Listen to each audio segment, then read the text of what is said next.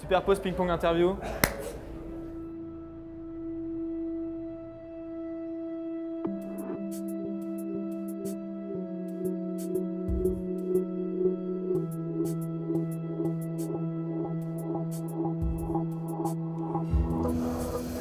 Je me suis planté quand j'ai commencé à faire mon album et que j'ai appliqué, mes recettes habituelles avec mes découpages de voix, le sampling et tout. Et en fait, ça me touchait même plus. Donc c'était une fausse piste, mais qui a vite été écartée pour trouver celle qui me touchait vraiment, je crois. Voilà.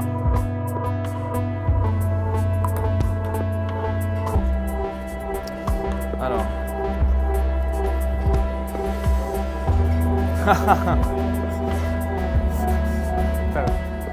Tout le monde le sait maintenant ça. Ma mère me demandera des royalties parce que sur Overseas, la voix qui est chuchotée c'est la sienne. Et parce que j'ai déjà utilisé sa vaisselle, mais ça compte pas dans les royalties, ça c'est pas elle. Peut-être que je sais pas quelle marque de vaisselle me demandera des royalties. Mais oui, parce que j'ai utilisé sa voix sur Overseas, qui est le 4e morceau de mon album. Parce que je l'ai composé chez elle, tout simplement. Voilà. Et qu'elle passait là, que j'avais besoin de cette voix, et que j'ai fait « Viens là, devant ce micro ».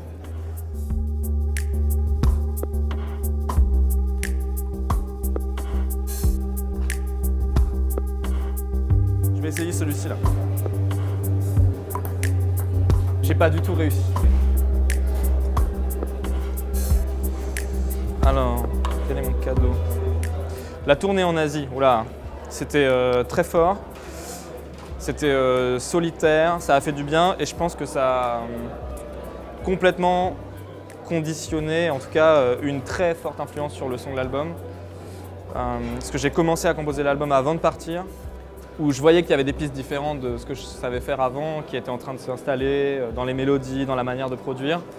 Mais j'avais pas encore le cœur de l'album. Et en rentrant d'Asie, j'ai mis très longtemps avant de réussir à refaire des choses qui me plaisaient, tellement j'avais été marqué par ce voyage. Et un matin, je me suis levé et en 48 heures, j'ai fait Overseas et Unlive, qui sont le cœur, enfin, les 2 morceaux qui sont au cœur de l'album. Et je pense qu'ils n'auraient jamais existé si j'avais pas fait ce voyage. Donc c'est très important cette tournée. Et ça me donne très envie d'y retourner. Regarde. C'était sûr. J'espère ne jamais ressembler à... En fait, c'est plutôt que j'espère ne jamais être la caricature de moi-même, dans le sens où j'espère ne jamais faire le son j'espère ne jamais faire du superpose un jour, quoi. C'est ce que j'ai toujours fait dans ma musique, de faire la musique de Gabriel qui porte le nom de Superpose, en fait. J'espère faire ma musique, tout simplement, tout le temps. J'aime bien les questions.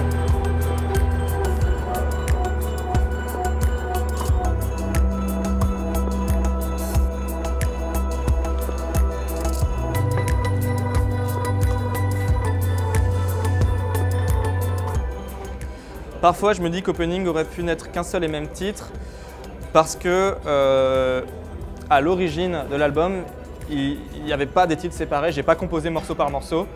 J'ai composé plein de mélodies au piano, plein de thèmes, dans les mêmes tonalités. Et je les ai séparés par la suite, en fait. Donc, par définition, plein de choses, plein de thèmes qui sont dans Opening sont des thèmes qui avant étaient ensemble. Et qui sont séparés. Et typiquement en live, c'est ce que je fais. C'est que je réassemble des thèmes qui étaient unis à l'origine et qui ont été séparés, quoi. Des âmes sœurs, c'est ça qu'on dit, non? Voilà.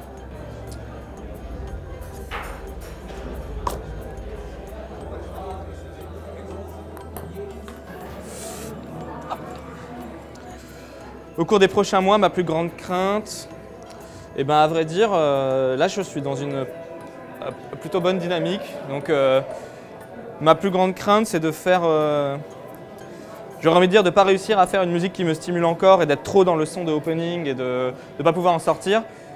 Mais j'ai déjà fait des nouvelles choses où j'arrive à en sortir. Donc voilà, je suis assez serein là pour les mois qui viennent pour l'instant. On verra.